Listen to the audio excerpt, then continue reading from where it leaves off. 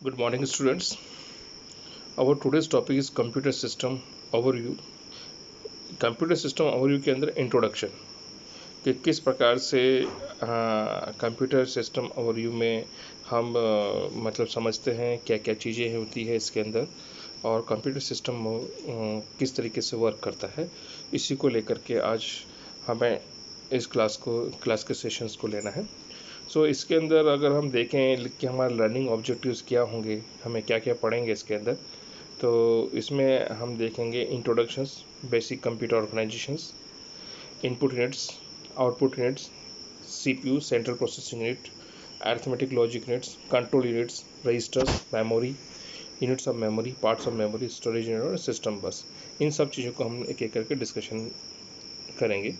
तो सबसे पहले इंट्रोडक्शंस की अगर हम बात करें तो हम इसमें देखते हैं कि कंप्यूटर का मेन काम ये रहता है कि ये कोई भी जानकारी आपको अगर मतलब उसको डिलीजेंटली और इफ़िशिएंटली डिलीवर करने में हमारे को हेल्प करता है। अब ये जो जानकारी होती है डेटा इंफॉर्मेशन के रूप में, वो बड़े ढंग से जो प्रस्तुत करता है वो दोनों के कॉम्बिनेशन से होता है। हार्डवेयर और सॉफ्टवेयर दोनों इसके अंदर इक्वल रोल प्ले करते हैं। हार्डवेयर अपना फिजिकल इलेक्ट्रॉनिक कंपोनेंट्स होता है कंप्यूटर का, जिसमें कीबोर्ड माउस जिसको आप छू सकते हैं वो हार्डवेयर है। सॉफ्टवेयर वो सब चीज़ें हैं जैसे जैसे रिकॉर्डेड इंस्ट्रक्शंस हैं, प्रोग्राम्स हैं, जो कि कंप्यूटर सिस्टम को हेल्प करते हैं उसको काम करने में। तो ये सॉफ्टवेयर मतलब आप टच नहीं कर सकते उसको, उसका फिजिकल अपीयरेंस नहीं है। तो डेटा हो गया, इंफॉर्मेशन, प्रोग्राम्स, स्टेटमेंट्स, ये सब के सब आपके सॉफ्टवेयर कैटेगरी के अंदर आएगा। पिक्चर आप देख रहे हैं यहाँ पे नीचे दे रखा है, कंप्यूटर दिखने में इस टाइप से होता है। इसी इंट्रोडक्शन को आगे और कंटिन्यू करते हुए हम बात करते हैं कि ये एक ऐसा इलेक्ट्रॉनिक डिवाइस है जिसके जो कि कंप्यूटर मेमोरी के अंदर जो इंस्ट्रक्शंस होते हैं उन इंस्ट्रक्शंस के आधार पे वो मशीन को कंट्रोल करता है। और वो और जो मेमोरी में जो डेटा रहते हैं, इंस्ट्रक्शंस रहते हैं, वो मेमोरी में डेटा मतलब स्टोर होता है। और हम कोई भी इंस्ट्रक्शन देते हैं तो कंप्यूटर मेमोरी में जाता है, उसको स्वीकार किया जाता है, जैसे इनपुट होगा एंड फिर वो अकॉर्डिंगली प्रोग्राम की मदद से स्पेसिफाइड रूल्स दे रखे हैं, उनकी मदद से हमारा डेटा प्रोसेस होगा, प्रोसेसर की मदद से। एंड देन उसके बाद में जो डेटा हमने इनपुट किया था, आफ्टर प्रोसेसिंग वो डेटा प्रोड्यूस होगा इंफॉर्मेशन के रूप में, तो वो हमारा आउटपुट कहलाएगा। और इस प्रकार से इंफॉर्मेशन हमारा फ्यूचर पर्पज़ में आपको किस इंफॉर्मेशन को रखना है स्टोर करके, तो वो इंफॉर्मेशन आप रख सकते हो। अगर डेटा वर्सेस इंफॉर्मेशन की अगर हम बात करें तो डेटा हमारा क्या है, जस्ट रॉ नंबर्स है, और कह सकते हो कि फाइंडिंग्स एंड फैक्ट्स हैं, जो कि कुछ अपनी लिमिटेड वैल्यूज़ के रूप में रहता है। जैसे letter A B C D, ये हमारा डेटा है, 1 2 3 4 5, ये सब हमारा डेटा है। जब ये डेटा प्रॉपरली ऑर्गेनाइज्ड फॉर्म में हम रखेंगे तो वो जानकारी बनेगी, इंफॉर्मेशंस बनेगी। तो डेटा से इंफॉर्मेशन बनता है, तो सबसे पहले डेटा के बाद में इंफॉर्मेशन तैयार होता है, तो ताकि वो अपने को मीनिंगफुल और यूजफुल कॉन्टेक्स्ट के रूप में वो हमारे सामने आए। तो computers are being used extensively nowadays in everyday life, every fields in the form of laptop, desktop, smartphone, gadgets। तो आज के टाइम पे कंप्यूटर्स हमारा हर ज़िंदगी के हर एक मोड के ऊपर हमारे लिए बहुत काम के रूप में मदद कर रहा है। जैसे लैपटॉप हो गया, डेस्कटॉप हो गया, स्मार्टफोन हो गया, गैजेट्स, ये सब के सब कंप्यूटर्स कैटेगरी में ही आएंगे। इसके एडवांटेजेस की अगर हम बात करें तो इसकी एडवांटेज में अगर हम देखें तो कंप्यूटर बहुत स्पीडली वर्क करता है, एक्यूरेट जानकारी बना के रखता है, और उसके अंदर बहुत सारा डेटा आप स्टोर करके रख सकते हो। वर्सेटिलिटी है, टायरलेसनेस है, ये कभी थकता नहीं है, और आपने उसको अगर बार बार काम करने के लिए कहा तो वो मना नहीं करता है। डिसएडवांटेजेस ऑफ कंप्यूटर्स क्या है, डेटा सिक्योरिटी, डेटा हमारा इनसिक्योर रहता है, उसको आपको सिक्योर बना के रखना पड़ता है। कंप्यूटर क्राइम हो सकते हैं बहुत सारे, हेल्थ रिस्क, इसमें स्वास्थ्य भी हमारा बिगड़ता है कंटिन्यू लंबे समय तक सीटिंग करने से, और इन्वायरमेंट के ऊपर इसका बैड इम्पैक्ट भी आ रहा है, क्योंकि मशीन जैसी पुरानी हो जाती है वो आसानी से डिस्पोज नहीं होती। तो ये इसके कुछ डिसएडवांटेजेस हैं। सो अगर हम देखें कि कंप्यूटर वर्क कैसे करता है, इसका इंफॉर्मेशन प्रोसेसिंग साइकिल को हम समझे, तो मैंने अभी जैसे डिस्कशन किया था, ये ब्लॉक डायग्राम आप देख रहे हैं। सबसे पहले आपको डेटा इनपुट करना पड़ेगा with the help of CPU. CPU में दो चीज़ें रहेगी, प्रोसेसर और स्टोरेज, दोनों आपस में इंटरेक्ट होते हैं। प्रोसेस होता है डेटा, अगर डेटा आपका स्टोरेज में रखा है, मेमोरी में रखा है, वहाँ से उठ करके डेटा आता है, वापस से स्टोर हो जाता है नई इन्फॉर्मेशन बन करके, एंड अगर आपको उसको डिस्प्ले कराना है तो आउटपुट होता है। तो this is one of the block diagram you see on the this slides. So आप देख रहे हैं कि यहाँ पर your first step is to take data as a input, and second step is store data and instruction, and third में आपका whatever the data that you stores और instruction is processed and then generate outputs, and you see all the control, all above steps, ये सारे इसके अंदर work होता है। तो 1 2 3 4 5 these are the steps, simple steps which perform some functions in computers. So basic computer organisation का अगर हम बात करें तो आप देखेंगे कि it deals with different how different parts of computers organised and how various operation are perform between the different parts of to do specific task. आपको कुछ स्पेसिफिक टास्क अगर परफॉर्म करना है तो कंप्यूटर मशीन किस प्रकार से अलग अलग तरह के ऑपरेशन परफॉर्म करती है, और on the basis of that our machine will do work. अब यहाँ देखिए आपको पिक्चर में दिखाई देगा कि प्रोसेसर और सीपीयू कैसे वर्क करता है। In CPU C arithmetic logic unit is there, registers are there, controls are there. ये इंटरेक्ट होती है थ्रू बस। बस क्या है? केबल, डाटा केबल्स, मतलब बस मतलब जितनी वायरिंग होती है जिसमें डाटा फ्लो होता है उसको हम बस बोलते हैं। अब इस बस का इंटरेक्शन होता है इनपुट आउटपुट यूनिट के साथ। इनपुट मतलब कीबोर्ड के साथ भी होगा, प्रिंटर के आउटपुट यूनिट मतलब प्रिंटर के साथ इंटरेक्शन होगा, और साथ साथ में ये मेमोरी के साथ भी कनेक्टेड होती है। तो ये एक बेसिक ऑर्गेनाइजेशन आप यहाँ पे देख रहे हैं। तो organisation of computer defined by internal registers, timing and control structure and set of instruction that is use. तो ऑर्गेनाइजेशन कंप्यूटर्स के अंदर हम देखें तो इसमें क्या क्या रोल प्ले करता है, इंटरनल रजिस्टर्स भी आएंगे, और कंट्रोल स्ट्रक्चर की टाइमिंग की वो टाइम से काम कर रहा है कि नहीं, और साथ साथ में सेट ऑफ इंस्ट्रक्शन जो हम इसके लिए यूज़ करते हैं। इनपुट यूनिट में हम देखेंगे बहुत सारे इनपुट यूनिट्स आप देखेंगे यहाँ पर पिक्चर में भी आप देखिए, स्टाइलस मिलेगा, कैमरा मिलेगा, वेबकैम मिलेगा, है ना, scanners, there is mic, mouse, keyboard, ये वेबकैम, ये सब के सब आपके इनपुट डिवाइस कहलाते हैं। सो ये इनपुट डिवाइस कनेक्टेड था डायरेक्टली कंप्यूटर के साथ होते हैं, जिसे हम पेरिफेरल्स बोलते हैं। और ये input unit general terms in computer science for any device which can be attached to computer system which can gather data from real world so that it can be processed. मतलब वो सभी units input units की category में आएंगे जो हमारी computer machine के साथ ये अटैच होते हैं, जिसका मेन पर्पस ये रहता है कि डेटा गैदर करना। अब वो किसी भी रूप में हो सकता है, जैसे कैमरा से आप पिक्चर गैदर कर रहे हो, कीबोर्ड से इंस्ट्रक्शन दे रहे हो, माउस से क्लिकिंग कर रहे हो, स्कैनर से आप कोई भी स्कैन कर रहे हो, ये सब के सब आपके इनपुट यूनिट्स हैं। तो keyboard, mouse, touch pad, graphic styles, touch screen, game controller, joystick, moment sensors, scanners, biometric fingerprint के लिए, iris face, readers, camera, microphone, clock, ये सब के सब आपके इनपुट यूनिट में आएंगे। आउटपुट यूनिट के अंदर वो सभी डिवाइसेस रहेंगे जो कंप्यूटर हार्डवेयर के साथ जुड़े हुए रहते हैं, जिनका मेन पर्पस ये रहता है कि जो इन्फॉर्मेशन इनपुट यूनिट से आपने इकट्ठी करी है उस इन्फॉर्मेशन को आपको कन्वर्ट करना है जानकारी के रूप में, जो कि ह्यूमन रीडेबल फॉर्म हो। तो इसमें आपके पास क्या क्या आ जाएगा, इसमें आपके पास टेक्स्ट आ जाएंगे, ग्राफिक्स, टैक्टिकल, ऑडियो, वीडियो, इसमें सभी आएंगे, जैसे वीडियो, विजुअल डिस्प्ले, मॉनिटर्स आ गया, graphic output devices, plotter, speaker, ये सब के सब आपके आउटपुट यूनिट के अंदर आएंगे। सीपीयू यूनिट की अगर हम बात करें, सेंट्रल प्रोसेसिंग यूनिट की अगर हम बात करें, तो आपको एक पिक्चर दिखाई दे रहा है, यहाँ पे सीपीयू लगा हुआ है मदरबोर्ड के ऊपर। इसको हम central processing unit pronounce is separate letter CPU, और उसको अलग अलग लेटर के साथ हमारे को प्रोनाउंस करना रहता है। ये सेंट्रल प्रोसेसिंग यूनिट है, और ये इसका मेन काम ये रहता है कि सेंट्रल प्रोसेसर है ये ब्रेन ऑफ द कंप्यूटर भी कहलाता है, क्योंकि जितनी भी कैलकुलेशन है मशीन के जितने भी इंस्ट्रक्शंस है वो सब इसके द्वारा ही परफॉर्म होते हैं। तो ये बेसिकली 3 यूनिट से मिलकर बना है, memory storage unit, control unit और ALU अर्थमेटिक लॉजिक यूनिट। ये 3 चीज़ें रहती है जो इसके अंदर वर्क करती है। तो सबसे पहले हम अगर देखें ALU अर्थमेटिक लॉजिक यूनिट क्या है, डिजिटल सर्किट्स के अंदर आप देखेंगे बहुत सारे अर्थमेटिक लॉजिकल ऑपरेशंस आपको परफॉर्म करने रहते हैं, ये सब ALU की मदद से होते हैं। तो ये एक प्रकार का फंडामेंटल बिल्डिंग ब्लॉक है CPU का, CPU का, कंप्यूटर के अंदर CPU रहता है, इसके फंडामेंटल बिल्डिंग ब्लॉक्स है। जितने भी मॉडर्न CPU है आज के टाइम पे बहुत ही पावरफुल और कॉम्प्लेक्स अर्थमेटिक लॉजिक यूनिट के साथ आ रहे हैं।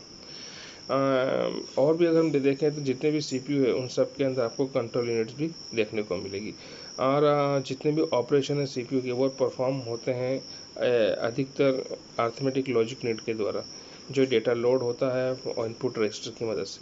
और रजिस्टर क्या है, रजिस्टर छोटे छोटे small amount of storage available है, ये छोटी छोटी जानकारी स्टोर करने के लिए हेल्प करते हैं, ये CPU का ही पार्ट है। कंट्रोल यूनिट्स ALU को बोलती है कि आपको क्या ऑपरेशंस परफॉर्म करना है, एंड ALU स्टोर्स करता है इसके रिजल्ट को आउटपुट रजिस्टर्स के रूप में। तो control unit moves the data between this registers ALU and memory.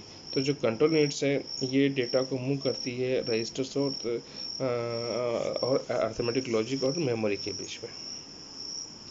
Control unit को हम देखें, यहाँ पे देखिए एक पिक्चर दिखाई दे रहा है, ये मशीन साइकिल दिखा रहा है। इसके अंदर पहला स्टेप ये रहता है कि जितने भी इंस्ट्रक्शन है मेमोरी से वो फैच करेगा, मेन मेमोरी से उठा करके कंट्रोल यूनिट में आता है।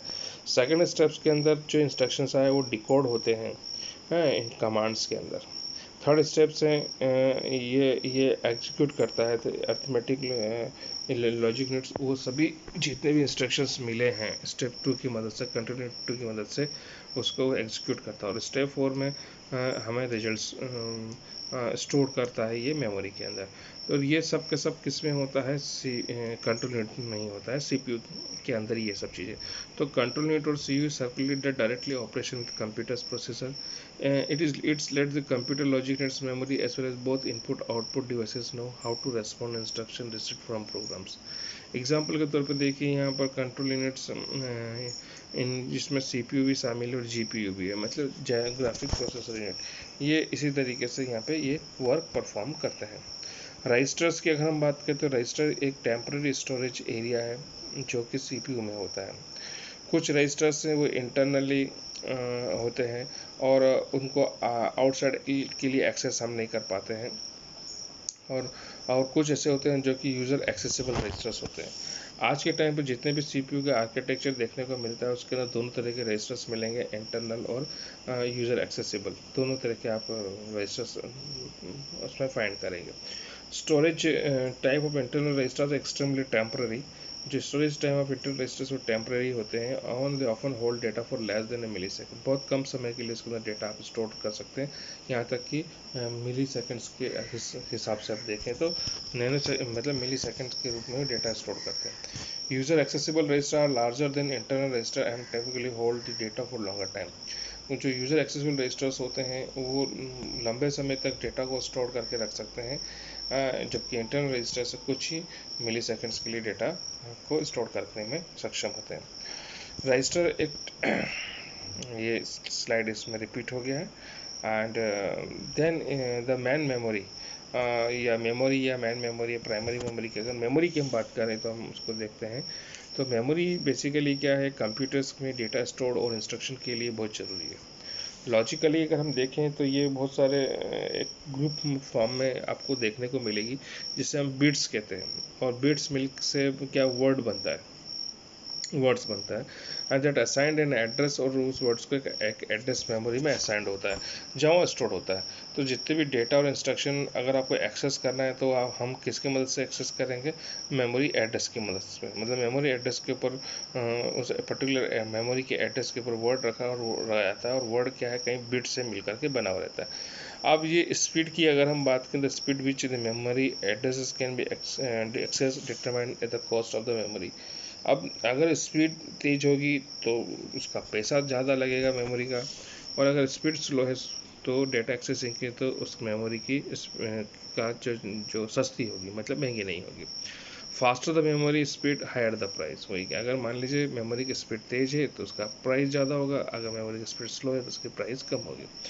8 बिट्स जब एक साथ रखे जाएंगे तो हमने बाइट कहते हैं, और ग्रुप ऑफ 4 बिट्स को हम बोलते हैं निबल। तो बिट हो गया 1 और 0, ऑन और ऑफ, और ये बाइनरी डिजिट फॉर्म में रहता है। निबल 4 बिट्स ऑफ डेटा होता है और बाइट 8 बिट्स ऑफ डेटा। यहाँ पे एक मैं दिखाया गया है कि देखिए किस प्रकार से 8 बिट्स रखे गए हैं जो कि एक बाइट फॉर्म हो रही है। तो मेमोरी को अगर हम समझें तो इसके अंदर आपको प्राइमरी मेमोरी और सेकेंडरी मेमोरी, पिक्चर में देखिए आपको प्राइमरी मेमोरी को डिवाइड किया गया है रैम एंड रोम के अंदर, रैंडम एक्सेस मेमोरी और रीड ओनली मेमोरी।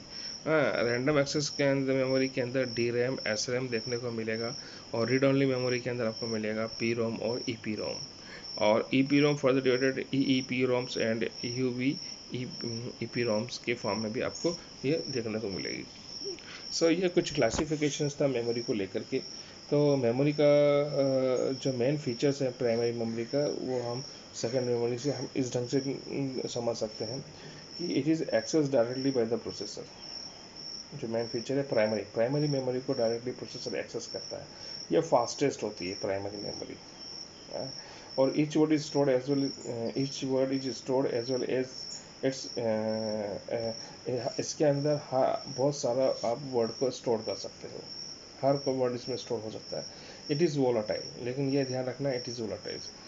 मतलब वोलाटाइल का मतलब ये है कि इसके अंदर जो डेटा रहेगा वो कब तक आपको दिखाई देगा, जब तक कि आप कब तक आपको सेव करके उसको रख सकते हैं, ये उसमें रख सकते हैं जब तक कि हमारा कंप्यूटर ऑन है। जैसे कंप्यूटर का स्विच ऑफ हुआ, what ever data present in primary memory is lost. So primary is expensive, technologically developed to optimize its use। ये प्राइमरी मेमोरी आपको महंगी मिलेगी और इसका टेक्नोलॉजिकली इसका हम यूज़ करते हैं हमारे कंप्यूटर्स के अंदर। इसकी यूनिट्स की अगर हम बात करें तो देखा भी हम लोगों ने भी डिस्कशन किया था, बिट 0 और 1 फॉर्म में आपको देखने को मिलेगा। 8 बिट्स का 8 बाइट होता है। इसी प्रकार से 1024 बाइट मिलकर 1 किलो बाइट, 1024 किलो बाइट से 1 मेगाबाइट, और 1024 मेगाबाइट से 1 गीगाबाइट, 1024 गीगाबाइट से 1 टेराबाइट कहलाता है, और 1024 टेराबाइट से 1 पेंटाबाइट। 1024 पेंटाबाइट का 1 एक्साबाइट बनेगा, और 1024 एक्साबाइट से 1 जेटाबाइट, और 1024 जेटाबाइट से 1 यूटाबाइट। तो यूटाबाइट इसकी हाईएस्ट मेमोरी यूनिट्स है। रैम रैम हम बात कर रहे हैं इसके अंदर, जैसे रैम की, तो रैम के रैंडम एक्सेस मेमोरी में क्या होता है, जो भी आप जो प्रोसेसर होता है वो एक्सेसिबल करता है सारी मेमोरी एड्रेस को directly irrespective of word length, making storage and retrieval fast. उसमें कितना ही बड़ा डेटा क्यों ना पड़ा रहे हो, प्रोसेसर उसको बहुत जल्दी उसको रिट्रीव करता है प्राइमरी मेमोरी रैम के अंदर। ये जैसे primary memory, RAM fastest memory है एंड और ये महंगी पड़ती है। रैम वोलेटाइल है but may be any of this two types. ये वोलेटाइल इन नेचर है, मतलब कंप्यूटर जब तक ऑन है, जब तक का डेटा जो उसमें पड़ा हो आप देख सकते हैं, उसके बाद डेटा इसमें से लॉस्ट हो जाएगा। इसके दो पार्ट्स हैं, एक डी रैम कहलाता है डायनामिक रैम, दूसरा कहलाता है एस रैम स्टैटिक रैम। ये मेमोरी क्या है, डी रैम के अंदर सारे जो मेमोरी सेल हैं, डी रैम इसके अंदर ट्रांजिस्टर से मिल करके बने हैं, और कैपेसिटर है, एक ट्रांजिस्टर एक कैपेसिटर है जो इसमें बिट फॉर्म में डेटा स्टोर करता है। Primary memory, most of the personal computer is made of D RAM. जितने भी प्राइमरी मेमोरी है पर्सनल कंप्यूटर्स के अंदर, वो डी रैम की ही बनी रहती है। एस रैम क्या है, ये इस सेलिन एस RAM is made of flip flop that stores 1 bit. सारे का सारा जो डेटा वो फ्लिप फॉर्म में इसमें स्टोर होता है। Flip flop is binary cell capable of storing 1 bit of information. Flip flop form में इसमें डेटा स्टोर होता है, और इसके अंदर ये जो फ्लिप फ्लॉप है ये बाइनरी सेल कैपेबल होता है स्टोरिंग करने में 1 बिट ऑफ इंफॉर्मेशन। और एस का स्पेशलाइज एप्लीकेशन के अंदर हम इसका यूज़ करते हैं। रोम की अगर हम बात करें तो रोम एक प्रकार का can only be read by the processor, जो कि प्रोसेसर के द्वारा रीड होता है, लेकिन हम इसके अंदर नया डाटा लिख नहीं सकते। Data stored in ROM return during the manufacturing phase itself. Company खुद जब इसका निर्माण करती उस टाइम इसमें डेटा लिख करके देती है, उसको हम बाद में इस पर लिख नहीं सकते हैं। They contain data that does not need to be altered like booting sequence of a computer or algorithm table और mathematical application. हमारी मशीन के लिए जो कुछ प्रोग्राम्स की हमें ज़रूरत पड़ती है वो सारे प्रोग्राम्स इसी में लिखे जाते हैं जो कि मैन्युफैक्चरिंग के टाइम पे इसको इस मेमोरी में लिखा जाता है। ROM is slower and hence cheaper than RAM. ROM सस्ता पड़ता है रैम के कंपैरिजन में और ये स्लो भी है। It returns all data even when power is switched off. It is a non volatile, क्योंकि रोम हमारा नॉन वोलेटाइल है। लाइट जाने के बाद भी, मशीन बंद होने के बाद भी आप डेटा जो उसमें पड़ा हुआ हम उसको पा सकते हैं। ROM cannot be altered the way RAM can, but technology are available to perform of these types of ROM. ROM का जो डेटा आप उसे अल्टर नहीं कर सकते हो जैसे हम रैम में कर लेते हैं, लेकिन टेक्नोलॉजिकल की मदद से हम कुछ इसमें कर सकते हैं, जैसे PROM, programmable ROM। PROM can be programmed using a special hardware devices called PROM programmer और PROM burner। कुछ स्पेशल लैब के अंदर आप PROM के अंदर स्पेशल हार्डवेयर डिवाइसेस की मदद से आप उसके अंदर प्रोग्रामर की मदद से आप कुछ उसमें चेंजेस कर सकते हैं। EPROM erasable programmer ROM. इसकी EPROM can be erased and then program using special electrical signal और UV रेज। EPROM के अंदर हम जो डेटा प्रीवियसली रखा हुआ है उसको हटा करके और नया डेटा प्रोग्राम्ड करके आप स्पेशल इलेक्ट्रिकल सिग्नल की मदद से और अल्ट्रा वायलेट रेज की मदद से आप इसमें लिख सकते हैं। EPROMs that can be erased using UV rays are called UV EPROM। ऐसे EPROM जो कि अल्ट्रा यूवी की रेज की तरफ से की मदद से आप हटाते हैं उसे हम UV EPROM कहते हैं। And those that can be erase using electrical signal are called EPROM। और यही EPROM हम इलेक्ट्रिकल सिग्नल की मदद से इसमें लिख सकते हैं नया। However handling electric signal easier and safer than UV rays. लेकिन इलेक्ट्रिक सिग्नल आसानी से आप इसको हैंडल कर सकते हैं बजाय UV रे की मदद से, जबकि UV रे के अंदर इतना आसान नहीं है।